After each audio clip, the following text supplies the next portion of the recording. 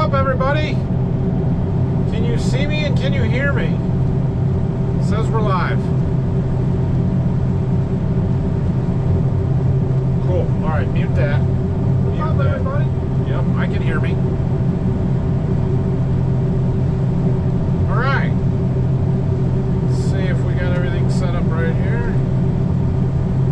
I haven't done a live stream in a really long time, so I gotta get back in the swing of it here. I am using the GoPro mounted kind of up there in the corner. It sort of works. I don't have a good phone holder for my phone, and I don't have even a good magnetic mount for my GoPro, but it seems to work up there. So let me know if everybody's good, can hear and see me. We are combining beans today, covering some ground, but they're not our best beans. In fact, they're not that great of beans. So it is what it is. You're gonna have some of those, I guess.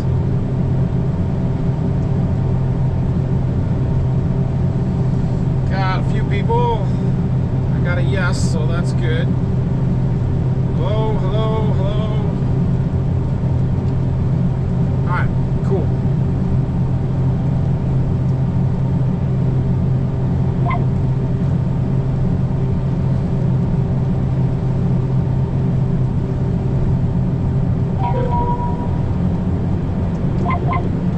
So I am running the combine today. Phil is trucking for me.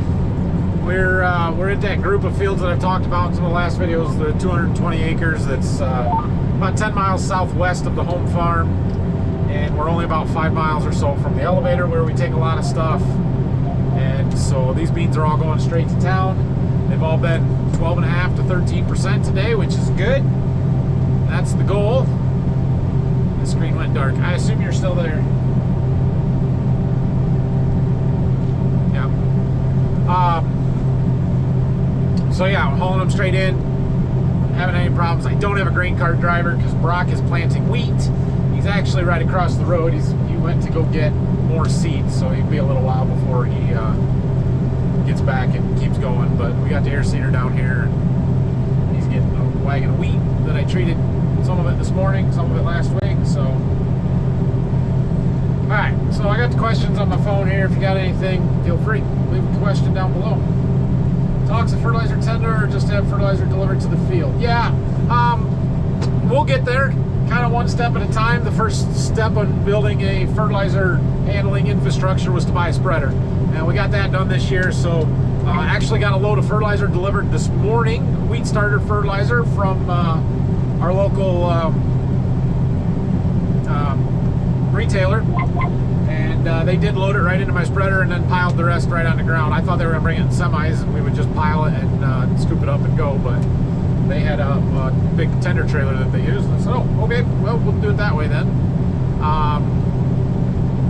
As far as the potash and MAP that we're going to spread going to corn stuff for next year, that we're probably just going to have brought in and dumped on the ground. I'll scoop it up and spread it. In the future, we might think about pouring a concrete pad. We may put up a barn to be able to bring it in and store it a little bit better, bringing stuff in the off season and not have to worry about it getting rained on, that kind of stuff. So there will be more infrastructure to come. I don't know if there will be a tender included in that. We're kind of debating what the best way to do stuff is right now.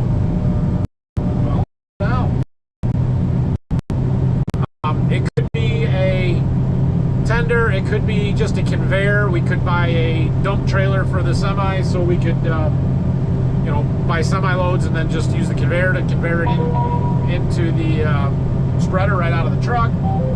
I don't know, we'll see. But yeah, that stuff will be coming sometime in the future, I suppose. What we're doing is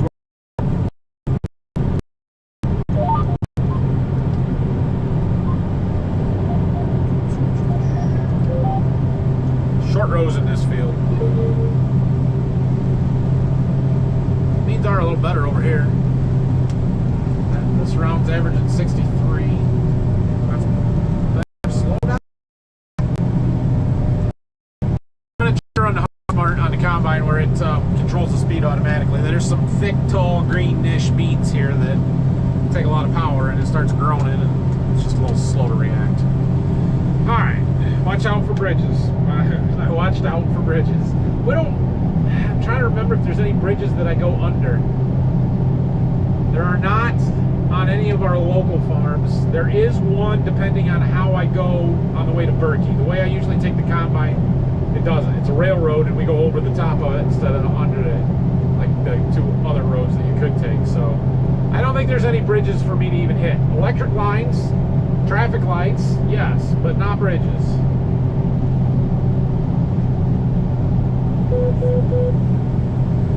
I'm clear, good. Morning from Australia. Keep the wheels turning, they're turning, we're moving. What was the question? The question was, could you hear me? And I've gotten that you can, so.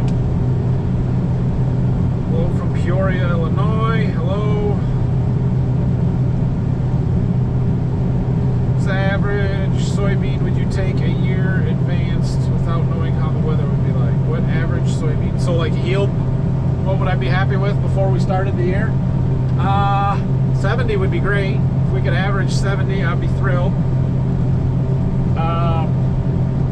So historically, you know, used to be 50 bushels was good beans. Now if we get 50 bushel beans, I'm kind of disappointed. I mean, these beans are yielding 59 and I'm still a little disappointed.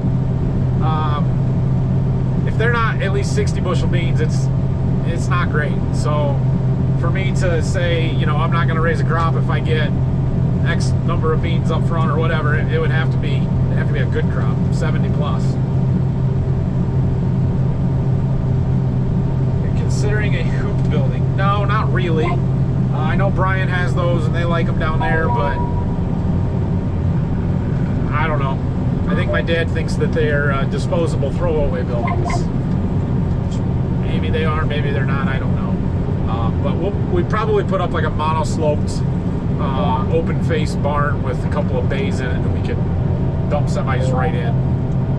So kind of my thoughts for fertilizer storage.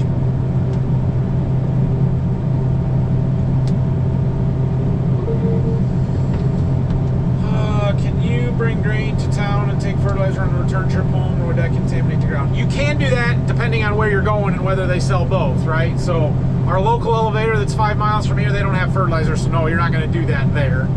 If we were hauling into Toledo to the Andersons, yes, theoretically that could be done. Now you got to make sure you go and clean your trailer out good after you dump the fertilizer out.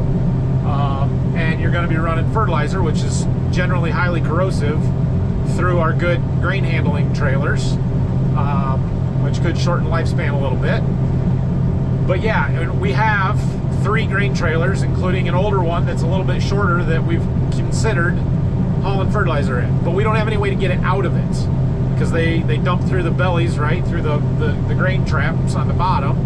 And the way we are set up right now, we don't have a conveyor that would go under it. We don't have a pit or a leg for fertilizer that you could use. So we'd have to at least buy a conveyor with the right type of field unloader where you could slide it underneath the semi-trailer to unload that fertilizer. So yeah, that is a consideration, and probably the cheapest option of all of them, where we would just buy the fertilizer on the trailer and buy a conveyor to load and not worry about putting up a building. So yeah, we're talking about it.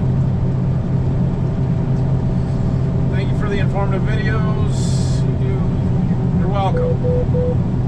Hello from New Haven, Michigan. Hi, Dave. Any plans on insulating the back half of the shop? Yeah, there's plans. We've been talking about it for 20 years and it still hasn't happened. Probably not going to happen this winter. See, the problem is, in the winter we think, well, it's a summer job.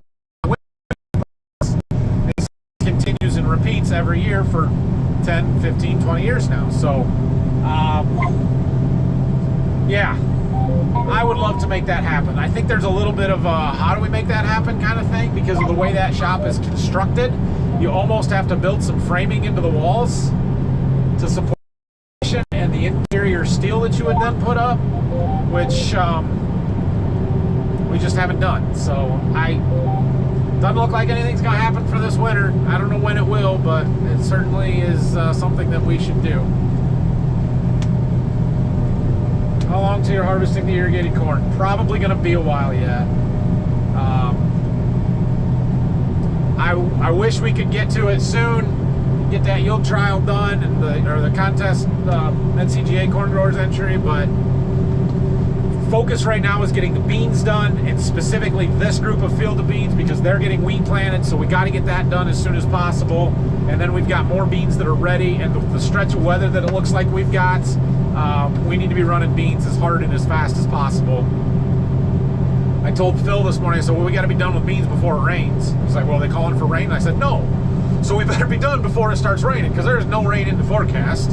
And so we've got plenty of time and opportunity to do it here. If we can run 100 plus acres a day, which we should be able to do pretty easily, we should be done within a week, and that'd be awesome. And then we can start focusing on this corn, and that's going to take a lot longer, but you know, so I would say at best case scenario for getting to that irrigated corn, it's 2 weeks, and that's assuming we fly through these beans and we get into corn and it's all wet, and we just like, well, we might as well go get that, and now it's all wet, we might as well take that first.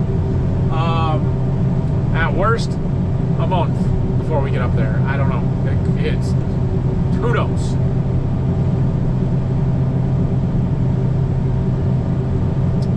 How's the yield doing on the soybeans? So for the most part, our beans have been outstanding. Everything close to home has been just phenomenal beans.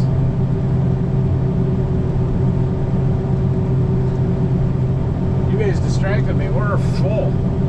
I don't know if we're going to make it to the end here. I wasn't paying attention. I don't remember my 3/4 light going off. Anyway, the beans have been outstanding. We moved yesterday to these fields that are 10 miles away here, and they're not as good. Now, we missed the rain here all summer. It just did not rain at this group of fields basically since the beginning of August, and even then we didn't get that much. And so, I don't know if we're going to make this. We got an inch. Watching my camera in my grain tank. We're gonna do it. We might get some cab beans. Watch out this window right here. Hear them? Hear them? There they come. Turn slow.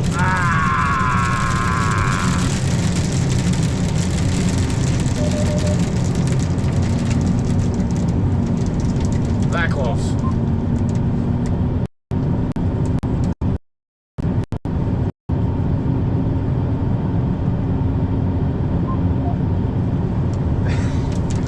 Anyway, now these beans here, so yeah, they're in the mid 50s. The 3 fields I did across the road were all between 55.5 and 57, 56.8 or something like that. So they're consistent, but they dropped off significantly. I know 56 bushel beans isn't something I should complain about, but after running a lot of 70s, it sure doesn't feel very good. Stop slowly, stop slowly. Alright, we made it. This field's a little better. We're almost at 60. 59.96 average, it says. So they're a little bit better.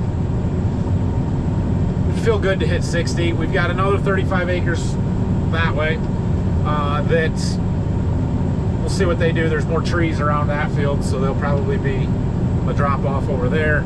And then we've got another, what is there, 72 acres, I think, just kind of around the corner from us here. So we'll see what those do, but we aren't going to get them done today. We should get this other 35 done. We got another 10 or so here, plus that 35, and we might get started over there. There's 3 fields over there too. There's a 46, a 20, and a 6 or 7 acre piece. So we'll see how far we get.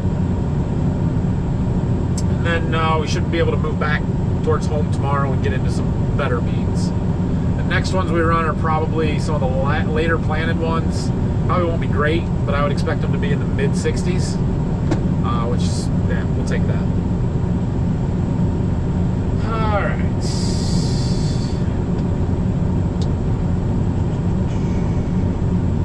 My travels the last few summers, I've seen many fields around the Coldwater, Bronson area with topped corn. Yeah, that's it's not sweet corn. That is seed corn. So that is the seed that we will plant next year, most likely, or maybe not us, but somebody. You get into southwest Michigan and northeast Indiana, their soils are a little more sandy. There's a lot of irrigation.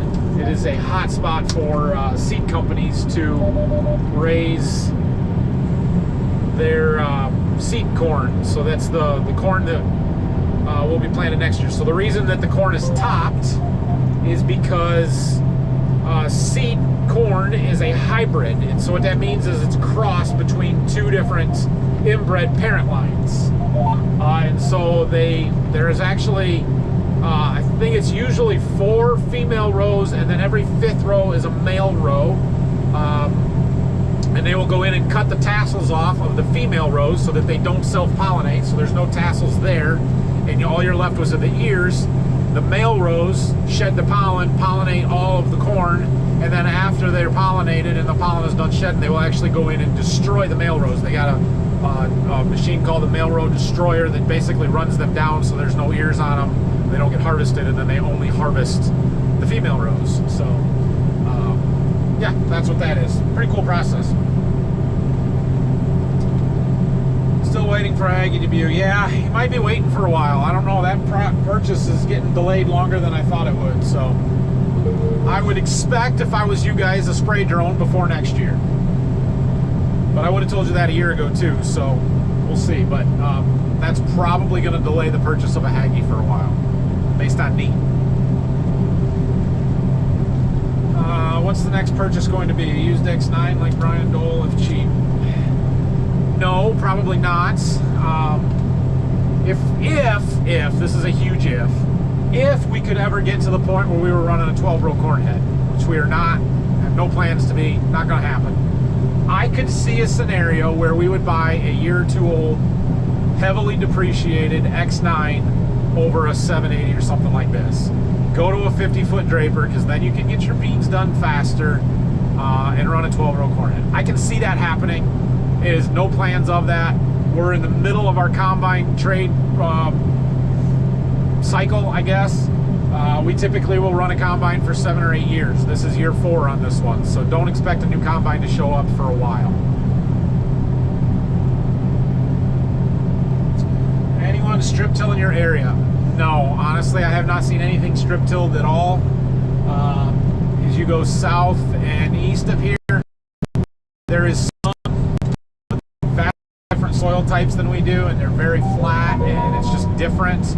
I would love to try it and do some of it, but it's one of those things that when there's none in your area, there's no bars available, demo $250,000 just to try it, and it's just much of a commitment without being able to prove the concept. So yeah, it's one of those things that I think would work really well, but how do I prove that?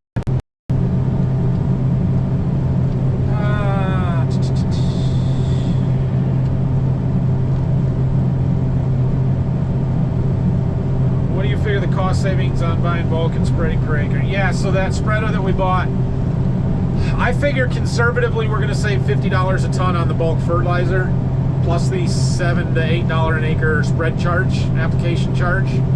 So that spreader is going to pay for itself relatively quickly. Those numbers add up fast, and should be a really good purchase for us.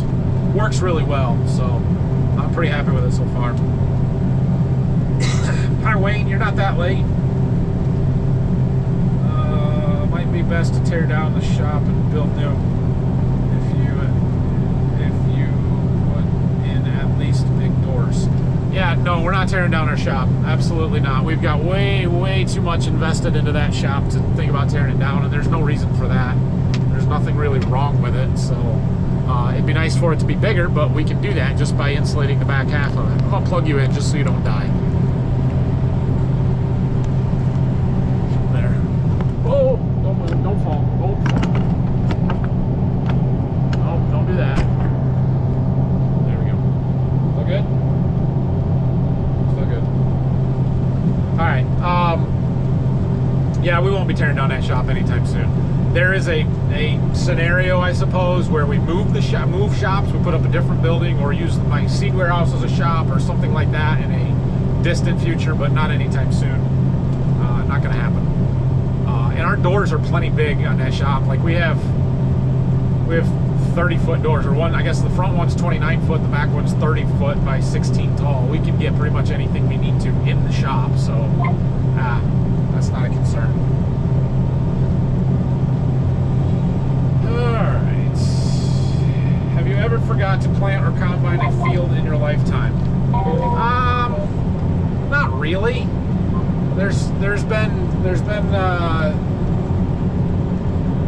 There was one a couple years ago where I forgot a part of it. Like I was planting it or something, and then I don't know if I ran out of seed and was in a certain spot, and when I went back to plant, got seed and went back to planting, I was in a different spot of the field, and I kind of forgot a couple acres, to go back and fill that in. But not a whole field, no.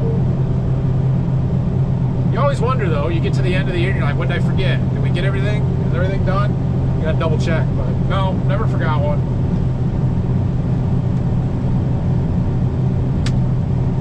Why are most of these fertilizers so ungodly tall instead of just being longer? Yeah, good question. And we were noticing the same thing when we were shopping.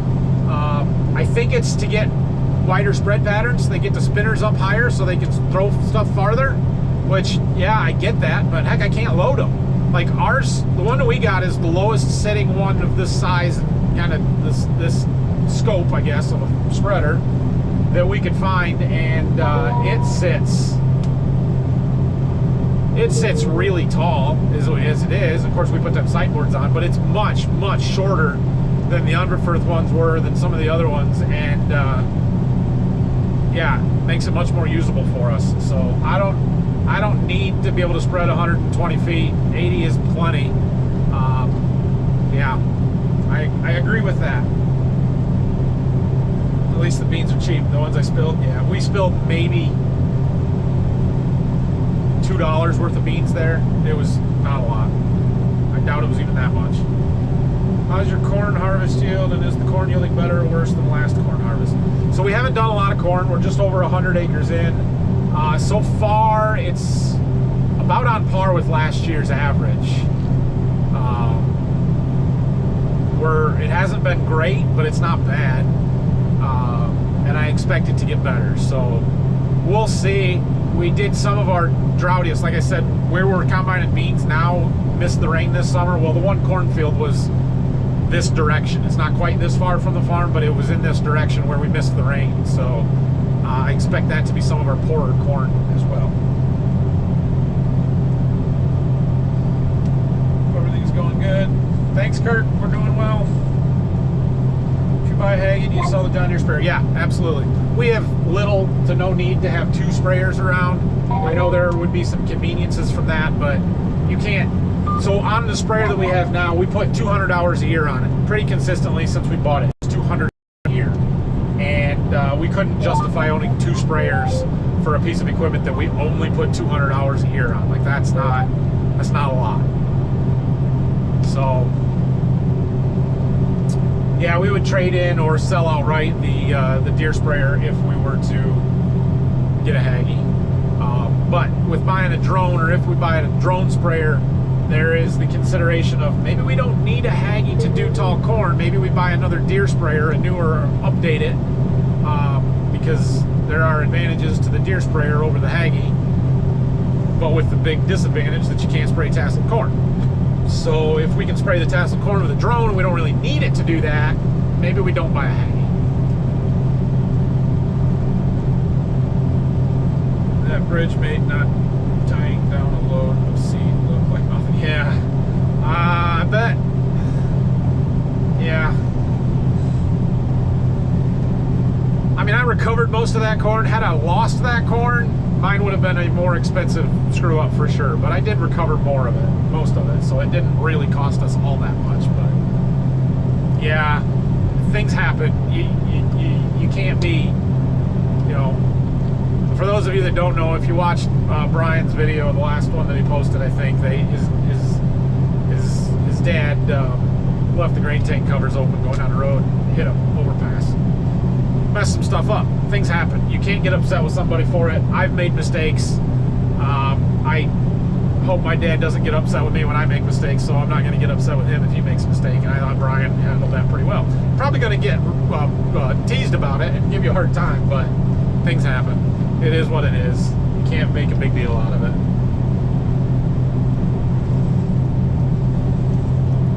What's the next equipment upgrade? So, I don't know. Spray drone is probably on that list. We just got the spreader, we just got the semi-truck, so we've kind of done some stuff here that we're taking a little bit of a break. We don't have anything really in the works. Nothing major anyway. I can tell you that, you know, what the wish list is, or what the top priorities are, and sprayer is up there, but so is the bean planter. We'd like to upgrade bean planters and get something newer, maybe a little faster or more efficient. So there's that. But I don't know. If we bought a new bean planter, depending on what we got, we'd almost need a bigger tractor to pull it. We aren't really in the tractor market, but I can see where it would be nice to upgrade a tractor or two. But yeah, those are what you should be looking for: a sprayer or a bean planter, probably, and some fertilizer support equipment.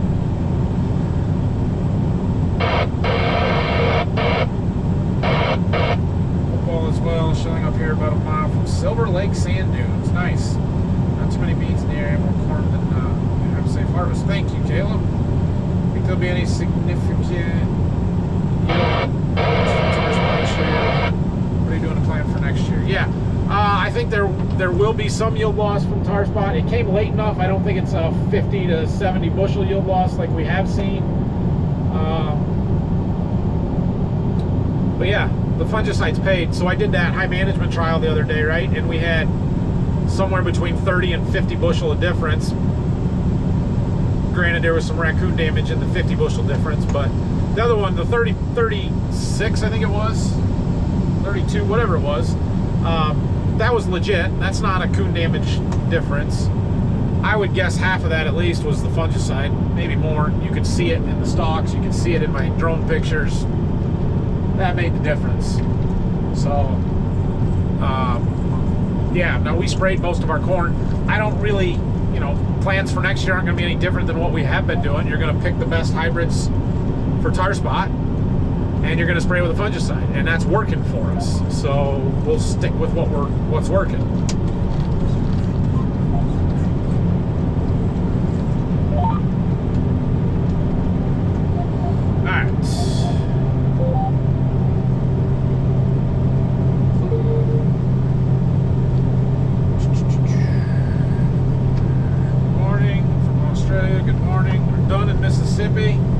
Nice. Gotta get done before all the hurricanes come, right? Lots of big shot farmers run payloaders, as we know. Many are not big shots. Yeah, I've seen guys with big loaders like that, payloaders. We have a loader tractor and a backhoe that are capable, so we don't really need that. So you are never doing wheat in the irrigated field ever. I am never doing wheat in the irrigated field ever. I can pretty much guarantee that. We've had wheat up there before, but that was when we could irrigate elsewhere. And I guess I shouldn't say never ever, but I have zero plans to go with wheat up there. It just doesn't make sense. Just doesn't make sense. Seeing any white mold yet? Not really. Not in the beans that we've harvested. There was some white mold in some of the full season beans, so we'll see next week or whenever we get to those how bad that is. But I don't think it ever got to the point where it really hurt us. So yeah, there is some white mold around, but nothing like we had last year. It's totally different year than last year. But I am planning for heavy white mold pressure next year, because next year the fields that were white mold last year will be beans again for the most part. And those are the ones that have the highest inoculum levels for white mold, and they're kind of primed for it. So we're going to have to do a little bit more proactive measures to keep the white mold out. And it starts with variety selection, trying to put the best white mold genetics on the toughest acres. We're going to drop some populations back and see what other things we can try and do.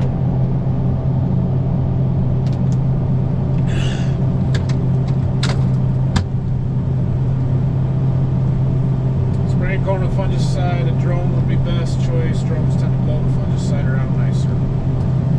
Yeah, I hear lots of arguments on, you know, whether drones or airplanes or ground rigs are the best for application method. Ground rigs have the advantage of high volume, so you get more coverage with that. Airplanes and drones have the air pressure from either the propellers pushing it down or the wings pushing it down and spreading it.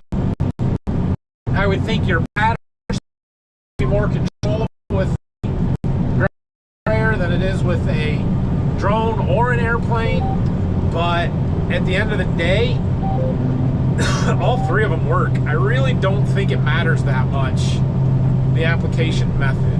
And the more gallons you can put on aerially, the better probably, but you got to balance that with productivity. So I don't think it's going to make enough of a difference one way or the other that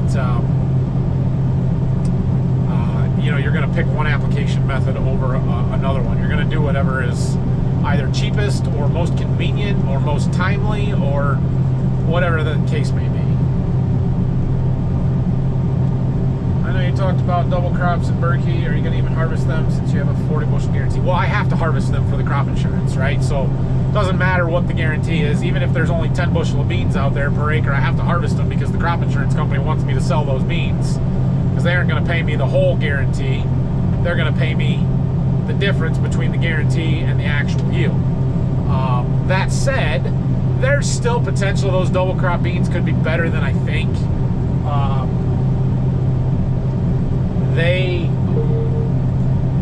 There are pods out there, as long as they fill out a little bit, they should be decent. Now, whether they're 20 bushel or 30 bushel or 40 bushel, I don't know. I would say at this point it's pretty likely we'll have a crop insurance claim, but we won't know that until we harvest them, and we won't harvest them until the end of November probably. It's going to be a while. They're still very green. So, yeah, but they will get harvested. I'm sure of that.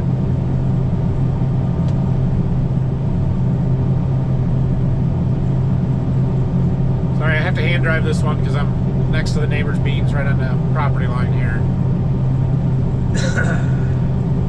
Spray drone would be super interesting for us to watch, if nothing else. Yeah, it would be. There's getting to be a bunch of them around. It's not like it's something unique anymore, but yeah. I have noticed that ag YouTube channels that talked last summer about buying a spray drone never showed us using their spray drones this year. And I have a feeling I know why that is, because you're right, it's good content, right? But if you don't, either they didn't use them, which I find hard to believe, or they didn't use them legally. They didn't have all of the licenses and stuff in place. And I'm not calling out any channels, because there are several that I have seen this from. But yeah, it was interesting to me, because I was like, "What? I know you got one. What happened to it? Why didn't we see it this year?" And never did see them. I think that's because they probably weren't technically supposed to be doing it. And I'm not doing that. I'm too public to not be legal. So we got to get all our licenses in place, which we're starting now to do that. So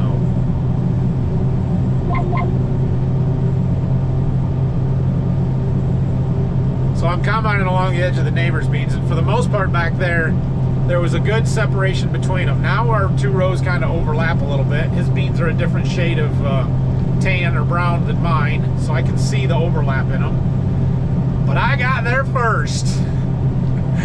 I always have that little joke with the neighbors. It's not who plants it first, it's who harvests it first that gets to keep the grain from it. So I'm going right to where the edge of my beans are. I think I'm on the property line. Close enough.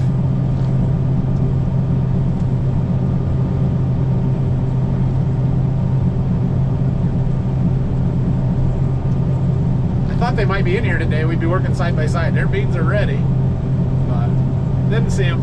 I'm sure they're somewhere. Did you go to college, or did you learn it all on the go? Yes and yes.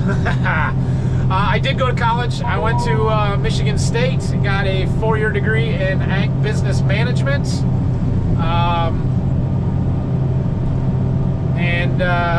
That said, most of my agronomic and farming knowledge has been stuff that I have learned on the go.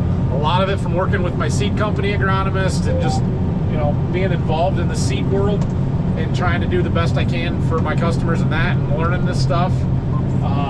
My dad has a college degree in agronomy from Ohio State, And so when I was going to college, I had every intention of just coming home to farm and zero intention of ever getting a real job, if you will. But Dad basically told me from the very beginning, he's like, I'm not going to hire you unless you have a college degree, so go to college. Okay? So I went to college and got a degree, and where was I going with that? Oh, well, since he did the agronomy side of it, or the crop and soil science, I thought, well, I'll go and do the business side of it. So I did ag business management, and it was useful. It's good. It helps me still. It really helped me when Dad called me the last semester I was up there in Michigan State and said, I can't afford to hire you, go find a job, because he found out how much I could make elsewhere. And so that's when I got a job working for the seed company, and worked there as a sales rep for several years, or a couple years, before I came home to farm full time after situations changed a little bit. So yeah, it was an interesting road to get to where I am. I didn't learn much of the agronomic side of stuff, and how to farm in college. I learned that on the fly, working with my dad, working with my agronomist experience. But I learned the business side of stuff, and the skills that have helped me on the seed business and even the YouTube stuff to an extent at college. So yeah, it's easier just to keep talking than to read another question when I'm driving along the side. Alright, now we're back on an auto steer line. How far are you guys from a new combine? Yeah, we're a ways out. So we've been for quite a while now on about a 7 or 8 year combine rotation, and I don't expect that to change.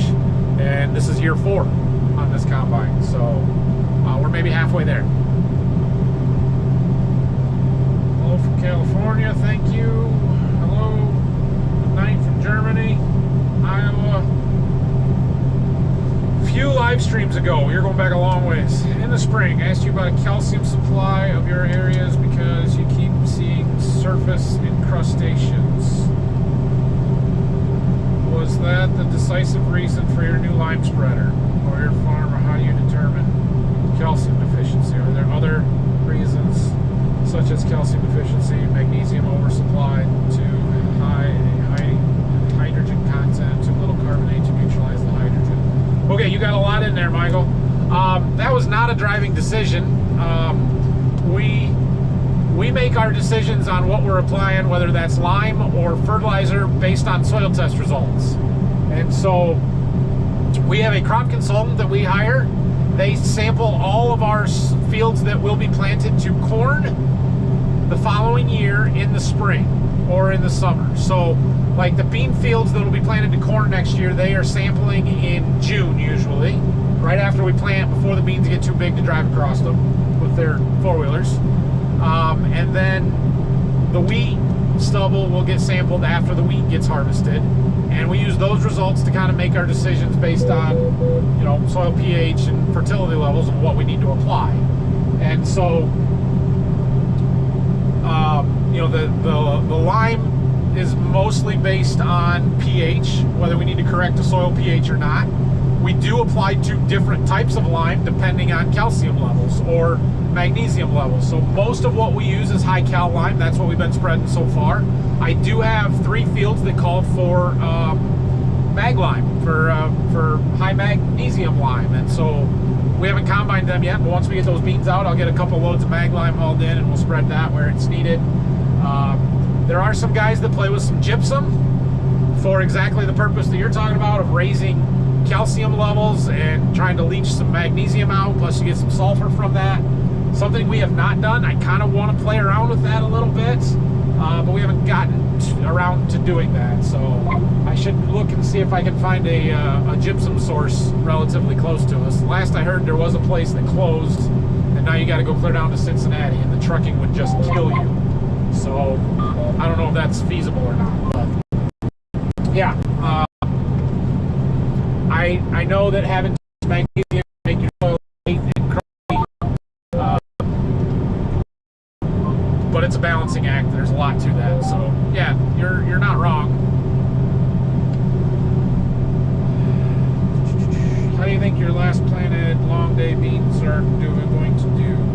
Well, the last planted beans were actually 2.2s that we harvested yesterday, so they were good, but not as good as the early planted ones. I don't know how the full season beans are going to be. I'm really, like, I kind of feel like they probably ran out of moisture and aren't going to be that good. That said, every time I get into fuller season beans, they get better and better and better, save for the ones we're in now. So I'm optimistic. I think they'll still be really good.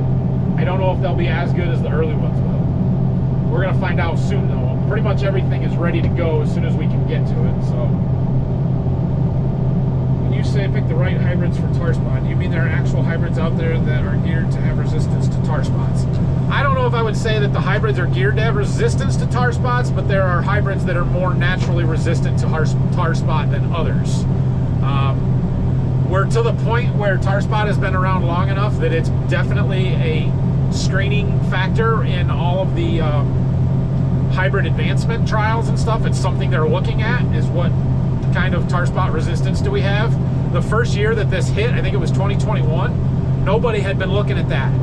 And so we were stuck with some very susceptible hybrids that just died way, way earlier than they should have because they had poor tar spot tolerance. But that had never been an issue before, so we didn't care. But now that it's been an issue for 5 years, that's definitely something that we're looking at. And if a hybrid doesn't have good tar spot tolerance, it doesn't make it into the lineup. So, yeah. And there are differences in genetics. There are differences in companies' genetics. I've seen lots of side-by-side pictures from my agronomist this year of Golden Harvest products versus competitive products from other very large name companies where their corn was dead and ours was still alive because of the tar spot tolerance. And now that, like in southern Ohio, where they've gotten this wind from the hurricane over the weekend, last weekend, those fields that had tar spot and died in August, they're flat. They went down like crazy because the stalks are weak, because there was no structure to them. You know, when the plants died prematurely, it basically cannibalized its stalks, and now you got flat corn, and that's a problem. So, yeah, definitely there's differences. Can you ever calculated soybean loss from sprayer tracks? How do your soybean spraying done on the drone eliminate sprayer tracks? Yeah, are you the guy that asked me that on my video this morning? I tried to answer it there, but I can explain it more now. I have calculated that. And like, I'm combining some sprayer tracks right now. I know you guys would probably rather watch the head than me, but I can't hold you the whole time. I mean, we're put the camera, so you get to look at me. Anyway, in theory, right, we plant 15-inch row soybeans. We have a 120-foot sprayer. So in a 120 foot, there is going to be 96 rows, right? There's 32 and 40 feet, so 32 times 3, 80, 120 would be 96. So in theory, you're running over 2 out of 96 rows. That's really close to 2%. Now, I don't know that I could say that you're getting 2% yield loss, because the rows next to it, in theory, are going to compensate for the ones that you're running over, at least a little bit. But that's the easy way to do rough math without trying to do an actual strip trial and harvesting them separate and that kind of stuff.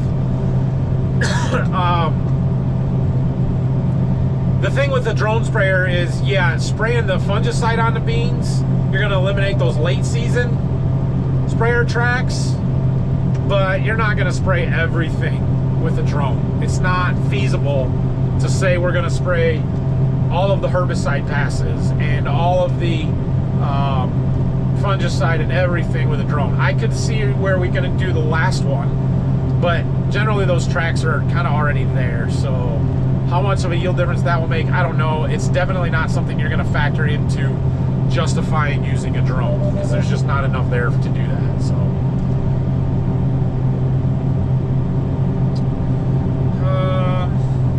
highly suspicious. I'll go with option. Yeah. Any updates on the sprayer incident at Berkey? No updates. Hopefully there won't be any updates. So that's where we're at with that. Wall insulation. Could use insulation hangers, metal purlin walls. Basically allows you to stab the bat in place. Could cover with fabric or liner panels. Yeah, well, the problem with the way our shop is constructed there, I assume that's what we're going back to, is that it's so there's metal framing, I guess, where there's like a I-beam leg and truss that goes over the top. It's I don't know what the spacing is on those though. Let's see. That building is 104 long, 108 long. I think it's 108 because the front half is 56 by 54, so it'd be 108 long total. It's 56 wide at the base, but the walls are sloped. They're not straight up and down. And so there's, in half of it, there's only one truss in the middle. So 54 divided by 2 would be 26 foot, 27 foot spacing between them. And then there is, from the floor to the ceiling, only one cross piece in there. And the rest of that is just the outside steel. It uses the tall corrugated steel, so it's stiffer panels. They're thicker than regular barn siding, but there's basically no structure to it other than the frame, and there's just not enough there. You couldn't, there's nothing to attach insulation to, because it's the only thing there is the outside steel. And same thing, if you wanted to put steel on the inside, there's nothing to attach it to. You've got basically an attachment point at the ground, at the ceiling, and one right in the middle, and that's not enough. So we kind of have to frame it in first.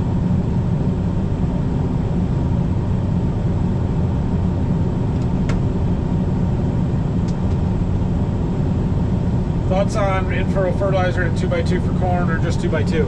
I really like the in-furrow fertilizer. I think it's doing a good job for us and getting our corn off to a better start. It's hard to say. I know it's expensive, but I feel like it's paying off for us. And yeah, I don't know. That's my thoughts on it, I guess. I'm going to keep using both. We keep tweaking the program a little bit, trying to figure out what the best products to use are, the best combination. And it depends a lot on the rest of your fertility program. My problem is getting sulfur on. I don't have a good way to apply sulfur to corn in crop because we're using anhydrous. If we were using liquid 28s, it would be much, much easier to put some sulfur in later, and I wouldn't have to do so much with the planter. But I'm doing that in my 2x2, and I'm using my pop-up for some phosphorus to get it right into the plant. I think it works, but I don't know that I have good strip trials of actual yield data to say it. I can tell you in the spring when I don't have it on, or I forget to click the switch or push the button or whatever it is, and we plant a strip without it, you know, you can tell. It makes a huge difference as that plant's coming out of the ground. So we're gonna keep using it. All right, we finished this field, so we got to jump back across the ditch, our bridge over here, change fields on our monitor, and get going again. My window is filthy. I can't see anything, and I have brushed it off 3 times today.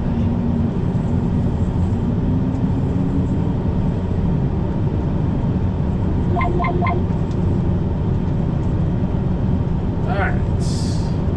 All of the beans in all of these fields down here are the same variety, so there's no differences in that. That front field went 59.5, so slight improvement on the ones that were across the road that were 56, but not a lot.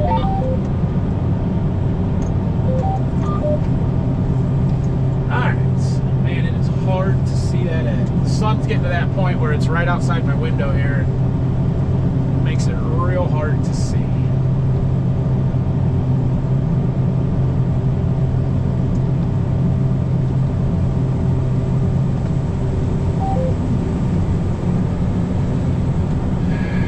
Windows are filthy, Nate. Yeah, see, I told you. I know. Can't see anything.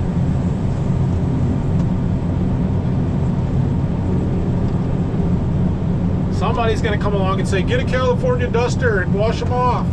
Yeah, I've done it 3 times today. I've got one. It's right here. It makes them sticky.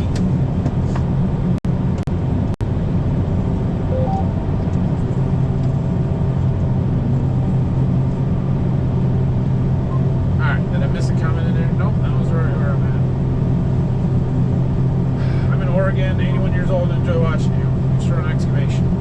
Hey, thank you. Appreciate you watching. You can produce your own gypsum on the farm with high-cal lime and sulfur from different sources like ATS, ammonium sulfate, and so on. Is that true? I don't know if that's true. I mean, in theory, you can get the same nutrients or the same stuff out of it. I don't know if it's actual gypsum at that point. The advantage to gypsum over like high-cal lime is that it doesn't alter the pH. You can raise calcium levels without raising your pH levels. And maybe that's just because of the sulfur content. The sulfur's low pH and it balances it, but yeah.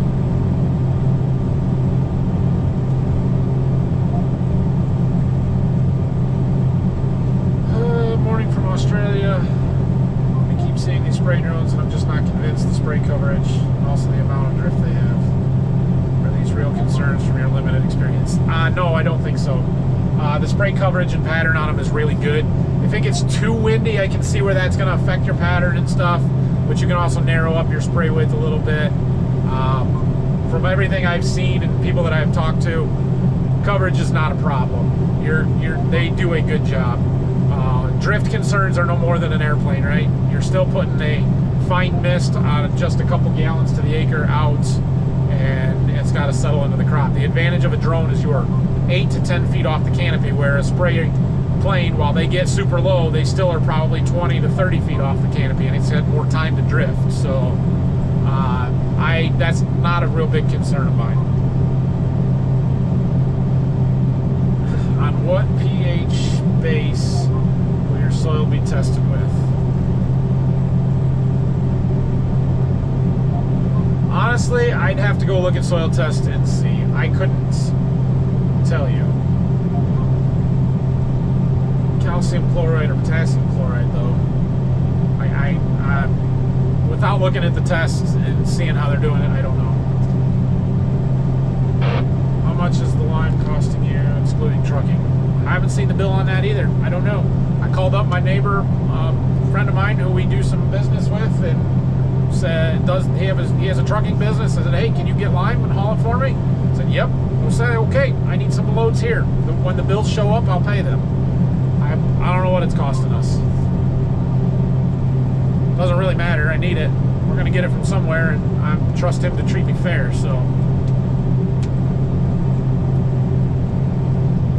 making any changes on what products supplied with your irrigation system? Probably not on the products supplied with the irrigation, because we're just using, what's the right word? Commodity fertilizer, right? 28% ammonium thiosulfate. It's nothing specialty through that.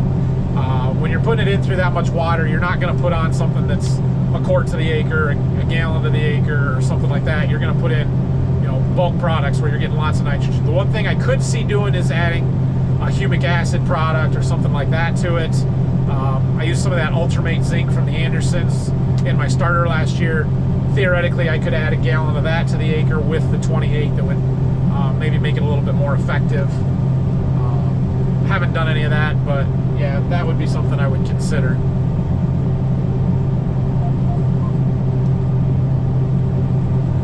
Drone to chase off wildlife from the field. Yeah, you couldn't have it out there enough to do that. So, howdy, hi from Alberta, Canada. Hi, Arthur. What's your favorite podcast? I don't listen to a ton of podcasts, but I do listen to Farm for Profit fairly regularly. I haven't listened a lot lately. I haven't really cared for a lot of their guests or topics that they've had. I always really liked when back did his podcast and Brian, Working Words and Off the Husk, but they haven't put one out for a very long time, so I think those are dead. Barn Talk is decent. Actually, the one I probably am the most consistent listening to is New Heights, the Kelsey brothers. I don't know why, but I really enjoy listening to their podcasts, so I pretty much don't miss one of those. I usually am 2 or 3 weeks behind, but I do enjoy listening to them. Yeah. That's about it, I guess. Oh! the Golden Harvest We're All Ears podcast, of course. Of course I meant that from the very beginning. Specifically the Kernels of Agronomy from agronomist Wade, and the Focus Friday from the Michigan agronomist Charles. Those are both very good, which, by the way, if you missed my interview video that I did from Farm Science Review a couple of weeks ago, and you want to listen to it in podcast form, you can go find the Golden Harvest We're All Ears podcast and listen to the Kernels of Agronomy episode with Wade that featured me, and listen to that interview. The audio quality is terrible, but yeah, it's out there, so that was kind of cool. I guess that's my first podcast that I've ever done. It was cool. When are you going to winterize the 360? Yeah, we're getting to that. So I went up there to do it the last week, or to at least get it out of the field, and then started realizing that, hey, I don't think taking this out of the field right now is the best thing.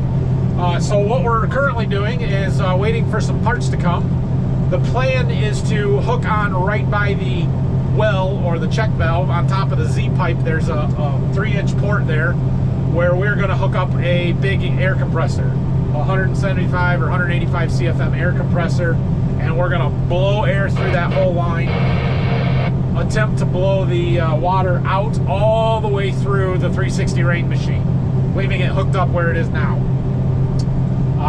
So I ordered, well, you'd be surprised to know that it's very difficult to find a 3-inch to 1-inch reducing coupling in galvanized steel to convert to downsize that. But I got a 3-to-2, and I got a Chicago style air coupler to put in that. But I'm waiting on my 3-inch to 2-inch reducing bushing to come so we can get all the fittings put together, and then we can take an air compressor up there and blow that out. So that part's supposed to come on Monday. Hopefully next week we'll be able to get that done and get that machine out of the field. We'll see how it works. It may not work the best. We may have to try something a little different if it doesn't, but that's where we're going to start. If I can't get the water to push all the way through the rain machine, we can separate the pipe at the riser out in the field, and then my 360 rain dealer has a plate that we can bolt right on the end of the hose on the machine and use the air there to blow it out the rest of the way. So we might do that, and then we can blow the line out separate. We're also a little concerned about not getting all of the water out of the buried 6-inch line, and so I was thinking that we might try and get a pump that we can slide a 1-inch or 1.5-inch hose down that Z-pipe and pump the water out of the bottom of it if there's some left in there. I don't think there's a lot of grade on our pipe, but if there is any, it's going to slope back to the pump, and so any water that is in there should accumulate there, and we should be able to pump it out fairly easily. If it stays in the middle of the pipe, I'm really not that worried about it freezing, because we got that pipe in the ground 4 foot. It's not going to freeze that deep, but by the ends where the pipe comes out of the ground, you might get enough air movement that it might freeze right at the bottom of the Z pipes. So I would like, it doesn't have to be empty, but it's got to be at least be down. The pipe can't be full.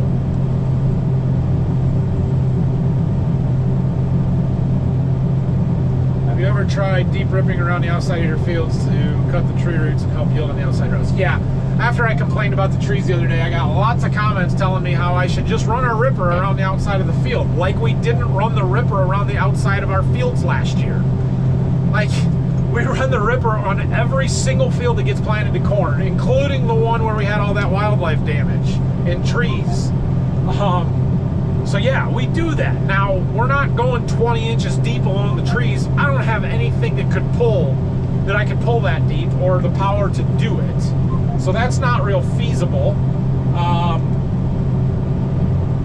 But it's not the trees, guy. I mean, it is the trees, but it's not entirely directly the tree roots sucking the moisture out of the ground. Does that hurt? Sure, it absolutely does. But it's more so the wildlife, number one, the raccoons and the deer. Those are by far the biggest issue, and they come out of the trees. That's why when I say it's trees that are killing us, yeah, it's because of the trees are harboring wildlife that are killing our crops. And the shading effect, that's the other major thing, that running a ripper along the edge isn't going to solve any of that. But the trees cause so much shading that we can't get sunlight to our crops. And the reason we plant our crops early and we see such a huge return to early planted soybeans is because of the sunlight that we're trying to capture. And so when you're blocking the sunlight for half the day with trees, it doesn't matter what you do, you're not going to fix that. So yeah, it might have limited success, but it is not going to make a huge difference for us to try and rip those tree roots out along the trees. Now, one other thing that we do have issues with sometimes is the woods will have a little bit of a hill in it, or there'll be a big wet spot in it, and sometimes that water will bleed out of the trees into the fields and make the end rows really wet. And so, you know, we tile our fields and we try and run a string of tile right along the edge of the field. Tree roots that can cause issues, but the surface water coming out of the trees can be a problem as well. And Dad has actually started on a lot of these fields when he's going along, trimming the trees back and bringing the edge of the fields back to where they used to be. He's kind of creating almost a little ditch with the backhoe and digging a trench to cut off those tree roots and to stop the water from bleeding out into the field. And that does have a fair bit of success, where at least it's keeping it from being big drowned out spots on end rows where that can be a problem. So I guess there is something to that. But all right, where are we at? Hit the like button. Yep, thank you. If you get a drone sprayer, do you need a trailer setup for it and all? You would have to have some kind of a trailer setup. You definitely don't have to have the trailer setup that Thomas has down there and what all he had. That was a really sophisticated, nice setup for doing a lot of commercial stuff, right? And we wouldn't be doing that. It would be doing my own stuff. So my current thought process with that, get my auto steer set up there, is that we would take my gooseneck trailer or even my old gooseneck trailer and just set a couple of the 250-gallon totes that we have. You could even do hot mixes where you've got them all mixed up, ready to go with chemical and everything in them, rather than just water, and have that all pre-mixed. Set them on the trailer, set a generator on the trailer, and then you've got 20 feet landing platform on the back of it, right? You would be fine. So I don't need a second deck and all the fancy stuff that he had. But yeah, you'd have to have somewhere to work off of, because you got to load every 5 acres or so.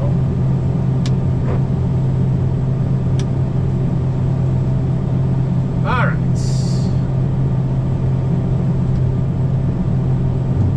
Oh, that didn't sound good. Got a tree branch, I think.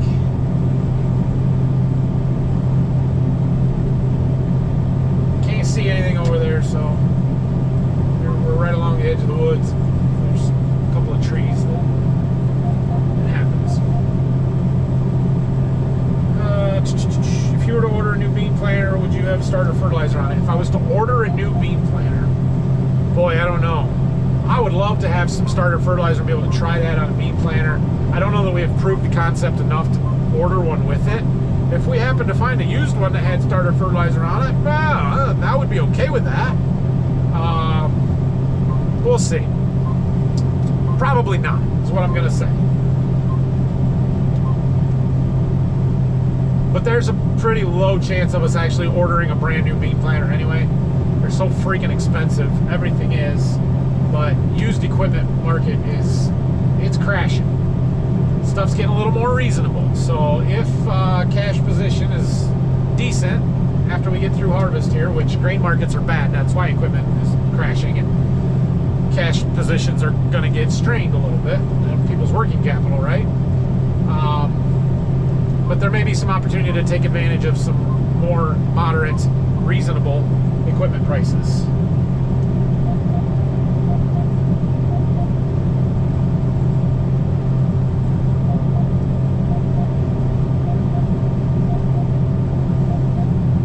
Sulfur, how about broadcasting urea and ammonium sulfate 50-50 or in season liquid UAN plus thiosulfate? Yeah, but how am I going to put liquid UAN on in season? I can't spray that over the top of a growing crop. It'll burn the heck out of it. I could use some ATS as a carrier for herbicide, but you can run into some antagonism issues doing that, so I don't know if that's a great idea. Broadcasting urea and ammonium sulfate. I am 100% against broadcasting urea in season if I can't work it in. Now, doing some pre-plant and working it in right before we plant, that's an option. We did a little bit of that this year. I would consider doing some more of that in the future, especially now that I can spread it myself. So we'll see. Having that spreader certainly opens up some options for us. Lets us try some different things and do stuff a little different than we have, including dry spreading AMS ahead of corn planting to get my sulfur, so that I don't have to worry about having so much sulfur on the planter and stuff, and not being able to put it on side dress. So yeah, we'll see. All right, now we get to do the stuff in front of the trees in the back of this field. How fun. Our average yield at this point is not 57.5. Let's see what it is after we do this round.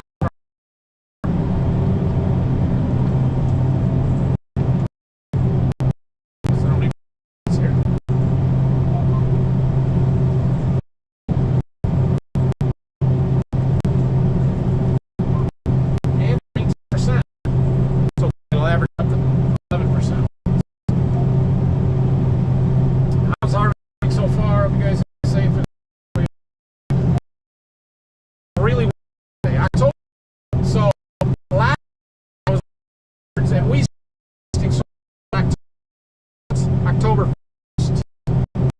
So just getting a year ago, and through her. Yeah, we're probably not half done.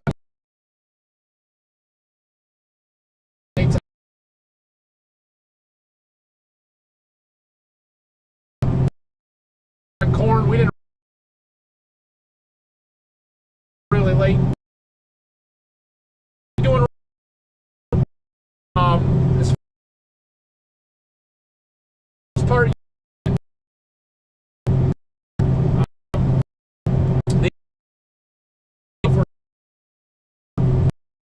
to be our worst period.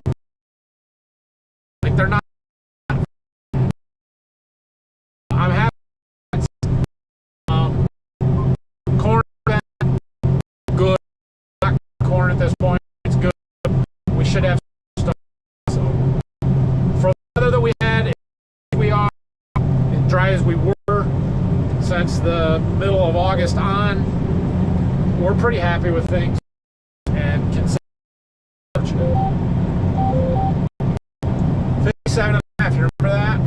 Okay.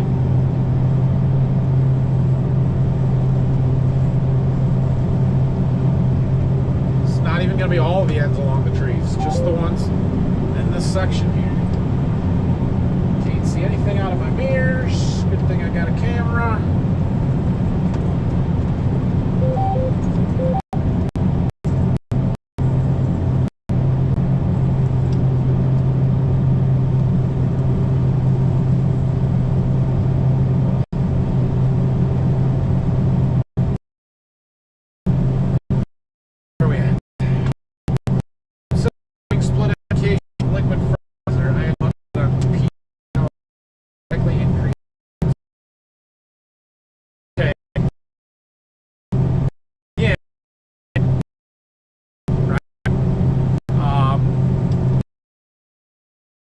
Stuff, we can do that, but I cannot nitrogen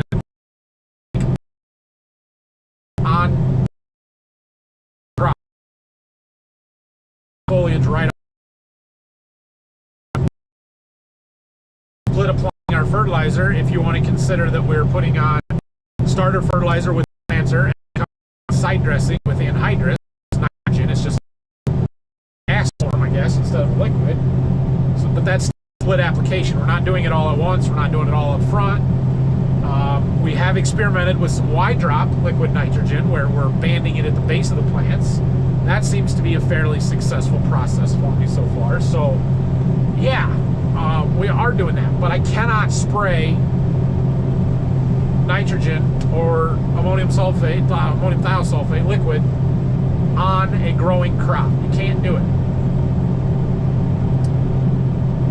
So it's not that simple. Okay, we have made our one round of windrows along the trees. Our total yield for the field went from 57.5 to 55. We have done 5 acres of this field. Like, we haven't even done that much. Almost 6 now. And it dropped at 2 bushel the acre. Not great. That pass, the second pass actually wasn't bad. The first pass dropped it quite a bit more than that, and then we came back up a little bit. Okay, now we got auto steering in. And sun.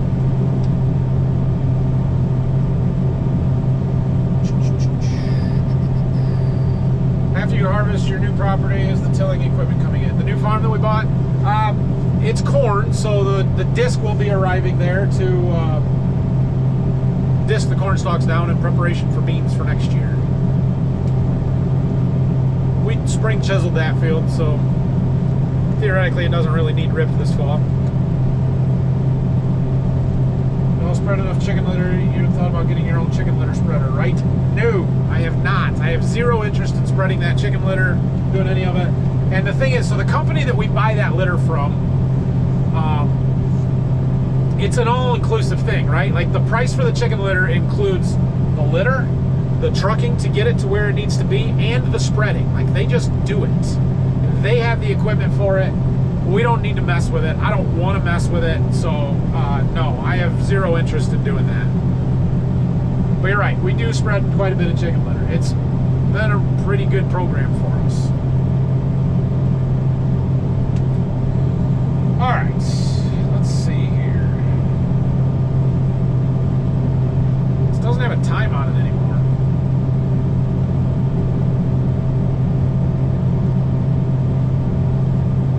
How long has this live stream been? Caught up, but I don't have any times because, like, apparently doing it from the GoPro, it's different. That or they've changed it since the last time I did one. It's been a while. Been 2 months? Alright. Any consideration made to moving on from the 8430 for another track tractor, maybe 8R, RT or RX, for possibly being better? I mean, yeah, it's a consideration. I'd love to, but it actually probably won't be the 8430. It'll probably be the 8R that gets traded. But I don't know. We'll see. Yeah, I would love to have another RX or even an 8RT. I think that would be a really nice tractor for us for bean plant. Plus, even for the grain cart, something on 25-inch tracks or wide tracks instead of the 18s would be much better for running that grain cart. And would spread some hours out from the 8RX. So I would love to do that. But yeah, it probably would be the 8R that would get traded and not the 8430. Which doesn't make a lot of sense, but it's just the way we operate. Hour and approaching 15 minutes. Thank you. We're probably going to wrap this one up pretty quick. Don't know if anyone asked yet, but are you planning to get that performance upgrade kit, adjustable auger, cross auger shutoff, also the Gen 5 monitor? Yeah, I didn't know you could get the Gen 5 monitor. I feel like I have asked my dealer about that before, and they basically told me, yeah, you can't do it. Or maybe they told me it wasn't worth doing it. I don't know. I don't know if I would do it for the Combine, but I would strongly consider putting a G5 monitor in the 8RX. Like, that seems like the right spot for it. So, we'll see. I don't really need the adjustable spout. I suppose there's some advantages to it, but I can hit my grain cart pretty easily. I don't really need that adjustability. The cross auger shutoff thing, though, I think would be awesome. I actually asked Dad about it before harvest a few weeks ago, a month ago. I said, hey, this is a thing that we could do. I kind of think we should. And my reasoning was, for those of you that have been around long enough, and you go way, way back to the start of me making these videos, these vlog videos, you'll remember that episode number 38 was a bad day. Back when I was numbering every one of them, number 38 was the very first fall I was making videos, fall of 2019, and we broke the unloading auger on our S680, our old Combine. Stripped the inner horizontal auger, twisted the end off of that, and the splines on the 90-degree gearbox were bad, and the splines on the bottom gear case that drives the vertical unloading auger were getting stripped. That we ended up being able to use it, but we had to put new ones on that winter. Cost us a lot of money and downtime, and was a big time repair out in the field. I am 100% convinced that repair would not have had to happen had we had cross auger shutoffs. And I am also about 85 to 90% convinced that we're going to have to make that repair on this combine at some point. May not be this fall, may not be next year, I don't know, but we did it on the S680. We did it on our 9660 that we had before that. It was the same problem, same repair, and I just can see it coming on this combine. And what happens is that we get falls where we get really wet corn. And wet corn augers hard. It's harder to move and to transfer. And so it stresses all of those components. And both times when we did it, the 9660 and the S680, it was in a fall the year after we had a really wet corn fall where it was just tough on the equipment and stuff, and we started stressing things, and then eventually it just came out. Last year we had fairly dry corn, relatively. It wasn't that bad, so probably won't happen this year. If the corn doesn't get any drier than it was, what we've done already, it might happen this year, it might happen next year, because it's been a little wet, but I expect it to be drying. The sunshine that we're getting now and the weather that we're having should be drying the corn down. But what happens, is you stress that corn, and when you have to shut the unloading auger off with corn in it, it's really hard to get that started up again. Which you try not to do that, but it happens sometimes where the unloading auger is still full, and either the grain cart gets full, or you get to an end of pass and you got to shut it off, or for whatever reason you have to do that. And so having the cross auger shutoffs where you can shut the unloading augers in the grain tank off and let the horizontal one continue to empty off, so it's never starting under load. That would save all of that. It would mean that repair never has to happen again, I imagine. But I don't know if Dad saw the value in that. So I can assure you the next combine we buy will have that option. Probably not going to add it to this one. All right. 70 minutes. Can you explain more what the chicken litter is and what it adds to the field that's beneficial to the crop? So chicken litter is essentially chicken poop. It's the litter that they scrape out of the pens. Ours comes from an egg-laying facility in Hicksville, Ohio, where they have 8 million birds. So they produce a lot of litter. But it is very high in phosphorus. It has a fair amount of potassium, of potash in it. It has a lot of organic matter. It is very high in calcium because it's a laying facility, so they feed the chickens a lot of calcium to produce good shells on the eggs. And it has a huge amount of nitrogen in it. Now the nitrogen a lot of it is very volatile, and it gets lost before it can ever get into the plants and into the ground. It just kind of evaporates into the air. But some of it is in an organic form that is available to our crop the next year, and we have been able to cut our nitrogen rates when we use it. So essentially it's fertilizer. We are using it to replace the commercial fertilizer that we would be buying. Basically the stuff that we would use our new spreader for. And so instead of buying MAP, we use chicken litter. It's a better form of those nutrients. We get a few added benefits of the organic matter, the calcium, the nitrogen, some micronutrients for essentially the same cost as what the phosphorus and the potassium would cost in a commercial fertilizer situation. So it's really good for the soil. It grows really good corn the year after we use it. The one drawback is there's not quite enough potassium in it to support 2 crops, and we like to spread ahead of corn and then have enough fertilizer out there to carry the bean crop the following year without spreading ahead of both crops. We can't do that with the litter, so we are spreading some potash ahead of beans on the field that had chicken litter the previous year. So anyway, that's what it is. Hour and 15. Time flies when you're having a good live stream. Yes, it does. How's Anna? Anna's doing well. She's out there in Iowa. She's been trying to interview for some, I say full-time, it's not really full-time, but permanent positions within Corteva. I'm trying to figure out where she's going to be more permanently and trying to get back into Michigan. But I actually haven't talked to her for a couple of weeks now, and I need to give her a call. So maybe we'll do that when we're done here. What's your least favorite job on the farm? I don't know. There's lots of things I don't like doing. Some things you have to. I really don't like power washing equipment. You have to do it sometimes. It's what I hired Brock for. He hates doing it too, but it's his job. So I don't mind the cleaning side and the polishing once we get stuff cleaned up, but the dirty cleaning is not real fun for me. Cleaning out grain bins and leg boots and that kind of stuff is no fun, but Phil takes care of most of that because it's just, he handles it.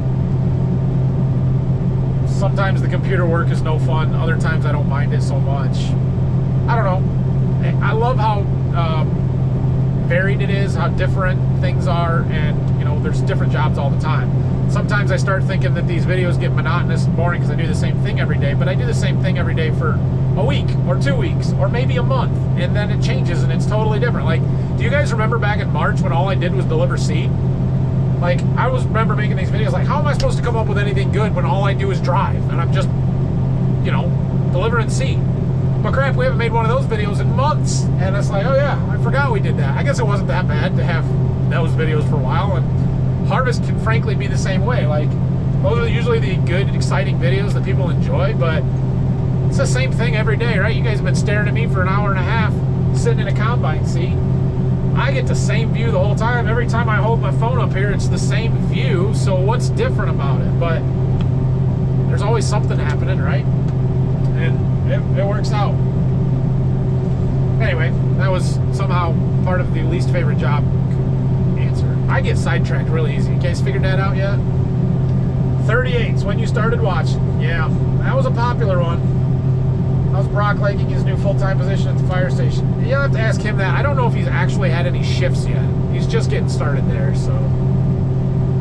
What are the beans running right now? This spot right here, 66, 68, 65, 72, 67, 70, 11.3 moisture. This is a good spot. Field average though, we're at 57.6. We've recovered from our end rows. Any bedding with the litter, or is it straight up poop? There is no bedding in it. It's straight chicken litter. Would you trade out the spray trailer for something new? The thing is, we don't use it very much. So many of our fields are so close to home. Oh, I'm at 50% full. Think we can make another round? Why not, right? Why not? So many of our fields are so close to home that we load probably 80% right at the farm and not in the field. And so I really don't need a newer, better spray trailer. There are some things that would be super nice to have on a spray trailer, but we can't justify it. What we can justify is upgrading our dike and our loadout at the farm where we use it most of the time.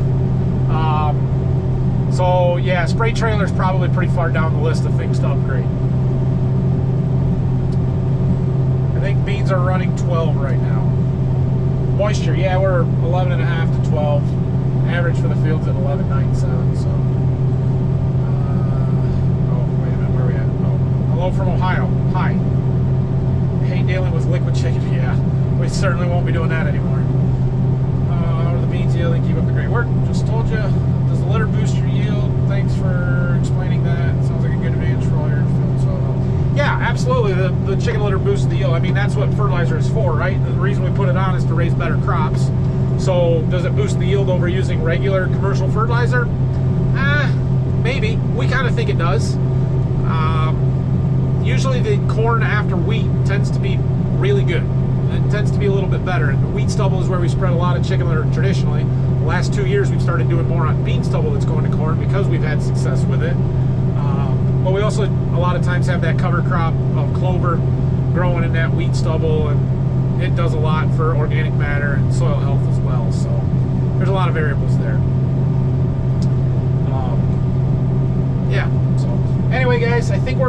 this one there. Thanks for watching.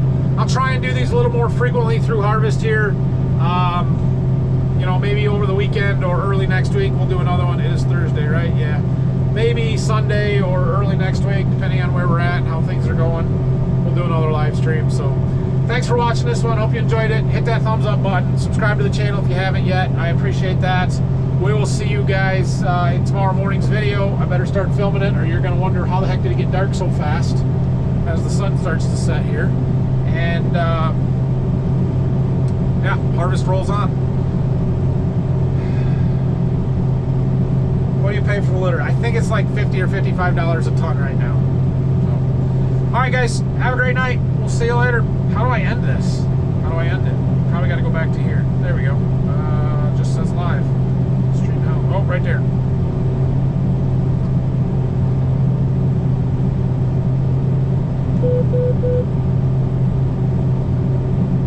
Are you still there? It says it's ended. You're still there. See? There's me waving.